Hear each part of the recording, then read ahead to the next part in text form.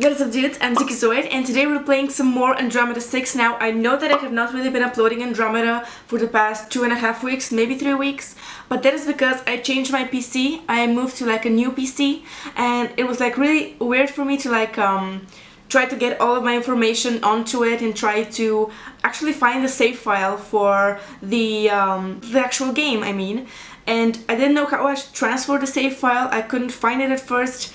But that's all good and well because I did manage to transfer my save file and download the game anew. So let's just continue. I'm super excited to find out how the story ends because this game really is really interesting to me. At first I started with like thinking this is gonna be like a very cringe game, and I really I want to apologize to the creators because this game turned out to be super amazing and like really well made. It's obvious to me that they put like so much effort into making this, and I really appreciate them for that. I really love them so much. So yeah, let's just continue. And last time, if you want to check out the previous episode, you can check out my playlist in the description down below. And yeah, let's just continue. So we found out like we were the princess of this whole galaxy. Our family was killed by like an usurper who wanted to take the power from our father, and the crew found out that we were actually the princess. We didn't know either, so that's pretty like confusing for us and for the crew, and we're just like finding out, gauging the reaction of everybody from the crew because we're still unsure what they feel, how they feel about us now that they have learned this truth about us. Yeah, let's continue. Now we are meeting June for the first time after he found out that we are the princess, and we're just having to find out his reaction. So let's just start. And from the way he looks at me, I half expect him to turn away and close the door, but instead he lets out a few mumbled words. Oh, you're here. There it is, plain as day, that detachment, the lack of spark in his usually bright eyes. How has his demeanor changed in barely the span of a day? Maybe he's just tired. I have to believe that there's some explanation other than the fears that plague me. I was looking for you. He doesn't reply straight away, instead schooling his expression into one of nothing. One that doesn't suit the warm, kind man who saved me in the midst of tragedy in the least. Oh. A chill runs down my arms and I hold them against myself protectively, almost afraid to even meet his eyes. June says nothing, does nothing, except look at me with mild distaste, and I can see now that I certainly have prepared myself for this. Have not prepared myself for this in the least. My throat tightens uncomfortably and I swallow hard, trying to find the words. You guys remember that? I mean, I'm sorry for laughing. This is like a really emotional scene, but you know our little our little inside joke with the hard swallows.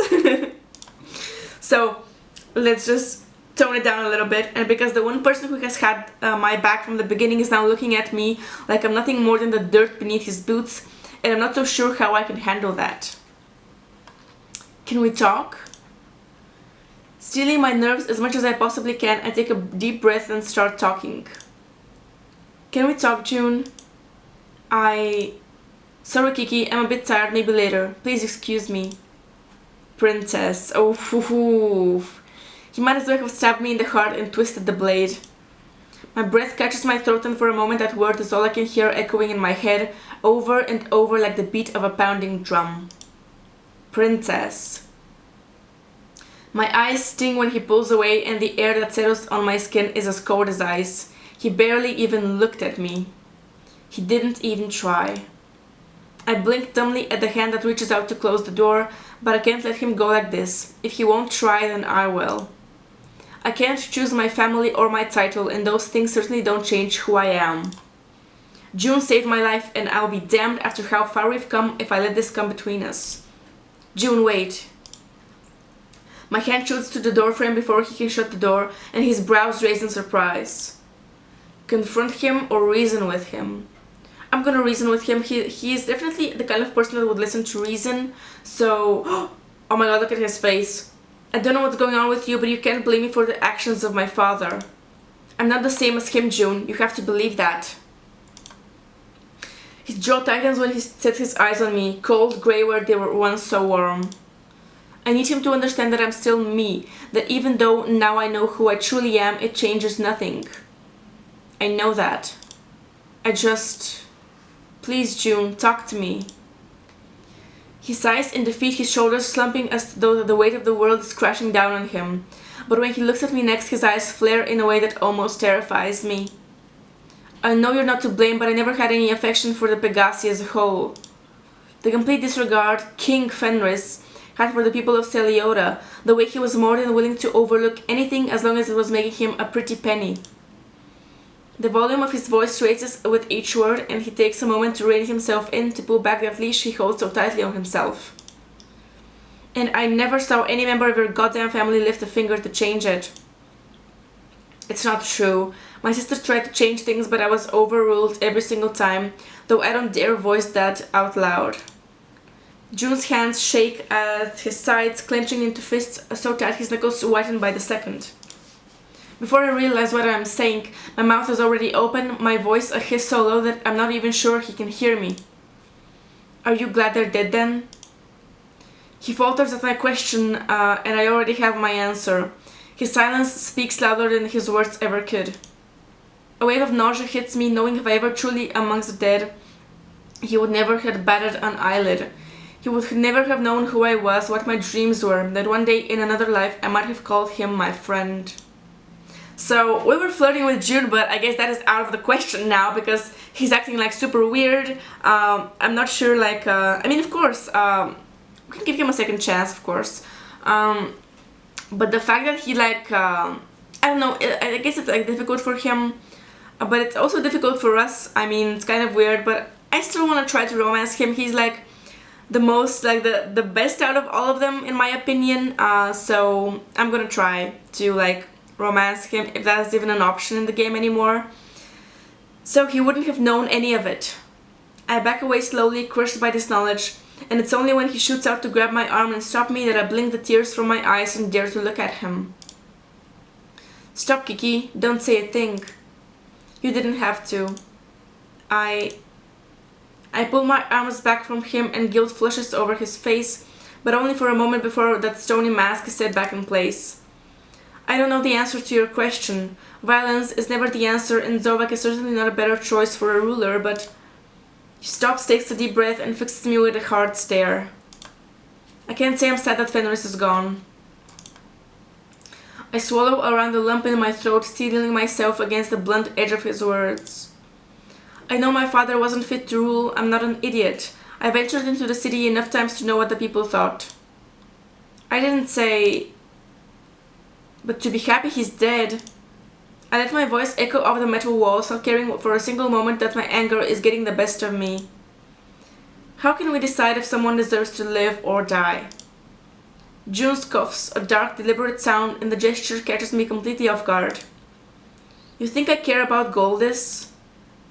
The dark growl of his voice rumbles through me, and it takes all I have not to let myself be unnerved by the raw fury I see behind his eyes. Goldis was paradise compared to what I had. I would have given anything to have lived even in their bronze district, no matter how terrible Cal makes it out to be. I don't know how much Damon has told you of his home, or what you've heard, because nobody ever talks about Cursa. His nostrils flare wide, anger rolling off him in ways that make my mouth go dry. You know why? Because it was abandoned. The Council of Iron gave up on it because the Crown Council and the King deem it worthless. They left it to be torn apart by the gangs, and they couldn't care less. You've seen Terranium heading down the same road. Catalpha is gone, and Orion? His voice trembles when he mentions Orion, and finally he pauses. When his eyes slice to mine, I could swear a flash of green streaks through them. But when I look closer, all I see is that unfathomable grey. Everything is wrong with Orion. Everything. Let's talk about the mines for a second, shall we, princess? How by royal decree, anyone who falls out of line, doesn't pay their taxes, or just outright looks at some noble the wrong way, gets sent there. And you know what's worse? Nobody survives in that place. Junai. No, you don't get to talk, not until you listen. I recoil from the brunt of anger, but I do as he says. Countless lives lost just to this mine, this substance. Something so powerful and dangerous that should have never... oh my god, I can't read again. and that should have never have been messed with in the first place. And the labs. Do you have any idea of what goes on in those labs? The thing they do in the name of progress? Stop him or let him speak. I'm gonna let him speak, of course. I say nothing as this is the first time I've heard anything about labs on Orion. I heard the mines were brutal, but I couldn't possibly imagine anything worse. I should have known. Why didn't I know? Experiments. He spits it out. Finally, his eyes darken, filled to the brim with the remnants of old pain. Suddenly, I understand his anger a little better, though I dread to find out what he knows so much about those places. Human trials, Kiki. They strip their test subjects of all humanity, of any decency, and use them to create new weapons, new drugs, anything that will turn a profit for the crown, anything.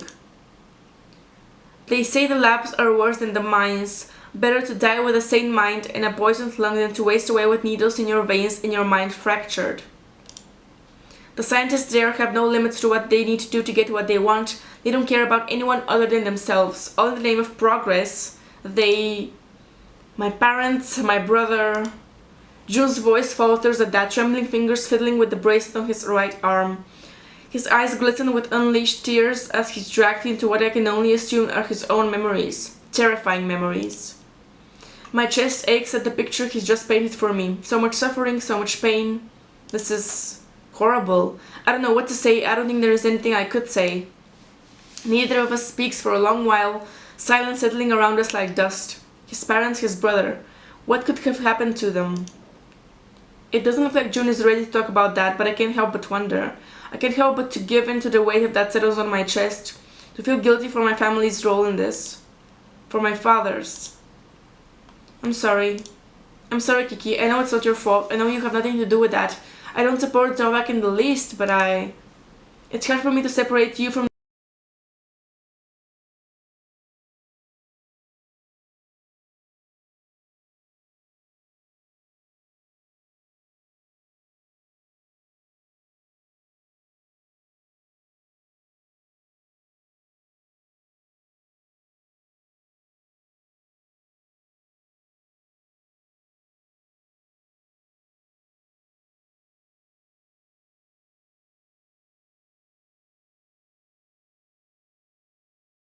So we have a choice to either flirt with him, we had two options, or just say I'm sorry for whatever you've been through.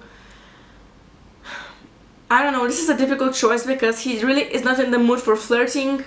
So I think we should first patch things up with him and then just flirt on the next option we have. So I'm gonna say I'm sorry for whatever you've been through. Everything he's told me is messed up, but he's certainly not the only one who's suffering. I know it's not going to change anything, but for what it's worth, I am sorry. You know it's not your fault. You shouldn't apologize. Still, you were always kind to me, June. You deserve an apology. You deserve a whole lot more than that. And besides... My voice cracks and it hits me just how hard it is to not actually put my thoughts into the words that come out of my mouth next. It's not like any other Pegasi could apologize to you now. You know now that they're dead. I'm sorry, Kiki. We stare at each other for a while, our apologies hanging in the air around us, wishful words trying to soothe a world of hurt neither of us seems to be willing to deal with right now. It's so pathetic I let out a low chuckle, earning a small smile from June in return. He probably thinks I'm losing my mind, but really how wrong is he? Ayame says, "Hello, fellow mercenaries."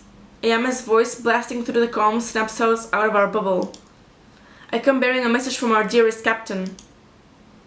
She clears her throat exaggeratedly, and June rolls his eyes with a soft look in them. He's definitely used to her wild ways by now. Get your ace to the bridges now, this is urgent. Oh, and he says pretty please, over and out. As she turns it off the comm, I can hear Calderon snapping at her in the background, and a smile tilts my lips at the sound. At least some things never change. We should get going. I don't want to leave those two along long enough for a fight to break out. Agreed. Sharing a smile, we set off to the bridge in a silence that is more awkward than I'd like to admit. Our conversation seems to have brought unpleasant thoughts to the both of us. Siblings, Nerissa, June's brother. Underground now. Too many eyes around. Oh, this is Oppo. Far too dangerous for Oppo to stand out. Oppo's voice is clear and familiar when we enter the bridge, and I look around to find the rest of the crew already gathered around the middle of the bridge. Calderon and Damon each on one side of what I assume to be Oppo. Okay. Why is he? Oh, he's like a hologram. He's not like the real Oppo. The crew surrounds Oppo in hologram form, and June quickly leaves my side to join Rayona and Calderon on the other side of the room. It's good to hear you're safe at least. I apologize if our presence has hindered your operations. Thank you for reaching out. No problems at all. The Emerald crew are good customers and friends. Oppo would never dream to jeopardize our relationship. Still, I took out the group of guards that were on our trail. Have you seen any others? Not yet, no, but the commotion. Damon rolls his eyes, giving the Arcnos a dry look. That was hardly a fight. He mumbles under his breath as he runs a clean cloth over his dagger, throwing Calderon a grin when the others give him a glare. It was enough to draw attention, see? Oppo got a tip they were sending another ship to investigate, so Oppo is hiding somewhere safe until they leave again. And so should you, yes, especially with your new friend. Calderon frowns at the remark, but keeps his cool nonetheless. We can't just yet. We need a CD to get away safely, which is like a cloaking device, CD cloaking device, you know. And we need your help to get out of it. Oppo's scared expression shifts slowly into the one they had when they tried to buy me or sell the pieces for an outrageous amount for the crew.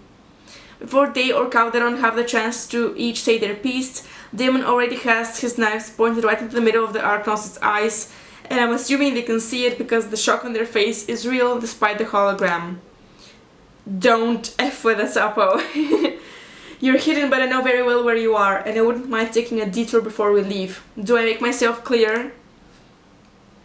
The captain gives a short nod to his second in command, apparently grateful for the intervention, keeping him from having to waste any more of his time. The Arcnos swallows in vain, their forked tongue trembling slightly outside of their mouth, but Oppo ends up nodding in agreement eventually, to which Damon takes back his dagger to continue casually polishing it. There is no way of getting a CD here in Terranium now. The next shipment isn't due until the next new moon. That's a week from now. We don't have the luxury of being able to wait. Yes, I know. I can swear Oppo's eyes were fixed on me as they said that, and I wonder if all along they knew who I truly am. I wouldn't doubt they did for a second. Lucky for the Avalanche crew, I know where one is. You need to go there yourself, but the supplier will be expecting you. Fine, tell us where we need to go. Cursa, right next door and out of the way of any patrols that might come looking for you, it is. Oh, Rayona is so beautiful here, look at her. Yeah, that's so beautiful.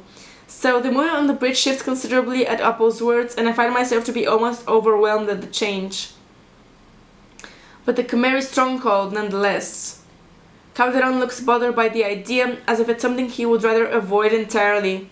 June and Rayona next to him look equally concerned about our apparent next destination. On the other hand, Damon looks like he's just spotted the prey he's been hunting for eons and is preparing to pounce. It's his home planet, and yet there isn't an inch of joy in his expression, only stark determination. Aya and Bash, wow, damn, the artwork is really, like, in this specific scene, the artwork is very, very beautiful. Really amazing, like, good job to all of the artists that worked on that. So, Aya and Bash next to him seem concerned, though more for Damon than about our destination. I'll send the details of the contact and I'll let you know Oppo sent you, yes? Her? I wonder. Thank you, Oppo, we'll stay in touch. The captain all but hangs up on the Arcnos, turning to Bash and Ayame and giving his order, sending Bash off to the engine room to make sure they're ready to go and telling Aya to set the course. It would seem he wants to leave as soon as possible to get his ordeal over and done with. We can either talk to Calderon or talk to Damon. I think we should talk to Damon first, because we need to, like, be sure exactly, like, what is on his mind, why he's so determined to go there and to, like, maybe fix some things, or I don't know. So we should talk to Damon, and the second in command approaches me, his steps light and precise, a twisted smile on his face. And whoops, I'm sorry for doing that. We actually need to end this video here on a little cliffhanger once again. I really wonder what Damon has to say, why he's so excited to be to go back to his home planet. he isn't like happy that he's going to be going there, but he's very determined. Not only determined, but like he's like hunting for something, you know. So I'm really curious to see what is going to happen next. And yeah, thank you so much for watching. Please subscribe and leave a like. I would really appreciate that. It would mean the world to me. And thank you guys so much for watching once again. I will see you guys in the next one. Bye bye.